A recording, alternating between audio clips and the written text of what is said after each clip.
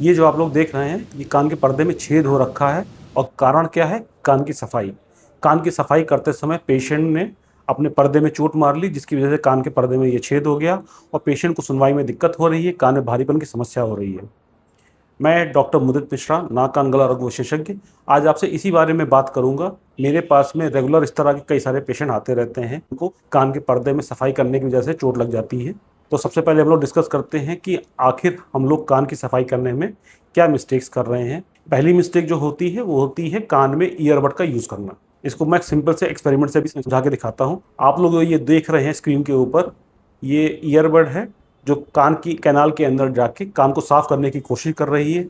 पर हो क्या रहा है, ये वैक्स अंदर की तरफ जो है पुश हो रहा है, कान की दीवार में लगातार चिपक जा रहा है और वैक्स जब कई बार अंदर पुश हो जाता है तो ये पर्दे पे जाके चिपक जाता है, जिसको हम लोग मेडिकल टर्मिनोलॉजी में बोलते हैं इम्पैक्टेड वैक्स, जिसकी वजह से पेशेंट को सुनने में दिक्कत होना चालू होती है, कान में भारीपन की समस्या होती है और कई बार इस वैक्स की वजह से कान में दर्द की समस्या भी बन सकती है। दूसरी गलती क्या करते हैं, वो होती है कान में कोई भी शार्प चीज डाल के सफाई करना। आप लोगों ने देखा होगा कि कई सारे लोग कान के अंदर की हो गई, आलपिन हो गई, पेन की निब हो गई, इस तरह की चीज़ों को डाल के कान की बार बार सफाई करते रहते हैं। इससे नुकसान क्या होता है, ये शार्प चीज़ें कान की खाल में रगड़ मारती हैं, जिसकी वजह से कान की खाल में सूजन आती है। जब हल्की सूजन है तो ये इचिंग को बढ़ाने वाला काम करती है, जब ये सूजन बढ़ जाती है तो कान में पेन की समस्या बनती है और कई बार बाहर के हिस्से में जो आउटर वन थर्ड वाला एरिया होता है जिसमें बाल होते हैं, उनकी जड़ों में इन्फेक्शन बनने की वजह से बलतोड़ की समस्या या फॉलिकुलाइटिस की समस्या भी हो सकती है,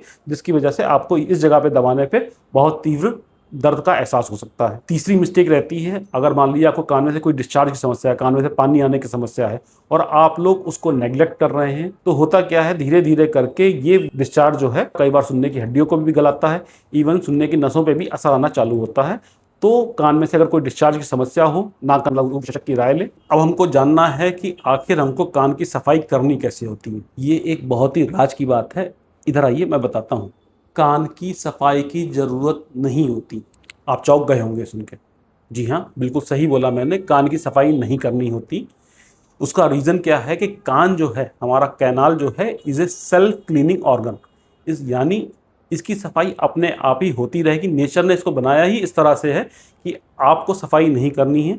जब आप कुछ खाना खा रहे हैं, यौन करते हैं, तो कान खाल का मूवमेंट अंदर से बाहर की तरफ होता है, जिसके साथ वैक्स अपने आप ही बाहर निकलना चालू हो जाता है। कई बार आप फील भी करते होंगे, कान के अंदर आपने फिंगर डाली, फिंगर के ऊपर वैक्स आ गया, या फिर बिस्तर पे आप लेटे हुए थे, करवट बदली तो आपको लगा कुछ गिरा, देखा तो वैक्स था, और जिसको देख के आप परेशान होते हैं कि कान आपका गंदा हो रखा है। ये गंदा नहीं हो रखा, ये कान अपने आप को खुद ही साफ कर रहा है। दूसरा तरीका रहता है सफाई के बारे में कि अगर कान में वैक्स बहुत ज़्यादा है, कान को ब्लॉक कर रहा है, तो उसके लिए कई सारी कॉमर्शियली अवेलेबल ईयर ड्रॉप्स आती हैं, जिनको आप यूज़ कर सकते हैं, जिनकी हेल्प से कान का ये वैक्स मुलायम हो जाता है और निकालने में आसान हो जाता है। कई बार अपने आप निकल भी जाता है। इन ड्रॉप्स को 2-2 बूंद दिन में 4 से 5 बार डाला जाता है। अगर नहीं निकलता है तो ईएनटी विशेषज्ञ को दिखा सकते हैं, जिससे वो कान की क्लीनिंग कर दे।